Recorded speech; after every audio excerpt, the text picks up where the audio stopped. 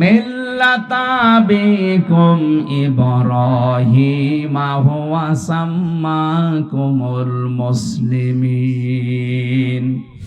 সূরা হজের ৭৮ নম্বর আয়াতের মাঝের অংশে আছে আল্লাহ বলেন, জাতির পিতা হিসাবে আমি ইব্রাহিমকে সিলেক্ট করলাম, কারণ তিনি তোমাদের নাম মুসলমান রেখেছেন। সুতরাং আমরা যদি মুসলিম দাবি করি, আল্লাহর ঘোষণা আমাদের জাতির পিতার নাম ইব্রাহিম। কথা বলে না কেন? পিতা হিসাবে যে 11টা থেকে 13টা কাজ সন্তানের জন্য করা লাগে, তার প্রথম কাজ হচ্ছে একটা নাম রাখা। তিনি এমন পিতা, এমন একটা সুন্দর অর্থবোধক নাম রেখেছেন মুসলিম, আত্মসমর্পণকারী।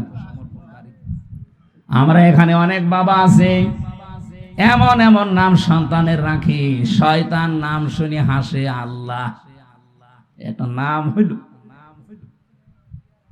একজনের নাম শুনে নাকি কে বলেছে ওর এক নমরুদ পয়দা হুয়া।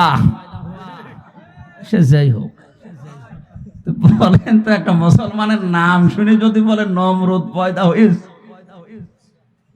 আমরা এরকম নাম রাখতে রাজি আছি না।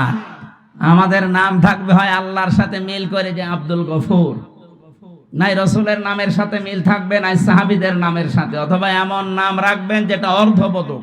কথা বলে না কেন? সুতরাং বাবা হয়ে শুধু জন্ম দিয়ে ছেড়ে দিয়েছে, নামও রাখতে পারেন না। একটা নাম অর্থবোধক রাখবে।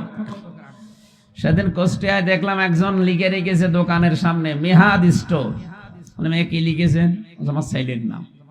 ছেলের নাম মিহাদ। মিহাদ মানে জাহান্নামের নিকৃষ্ট জায়গা। হুজুর কোরআন শরীফ পড়তেছে, পেয়েছে বিসাল মিহাদ। আরে শয়তান!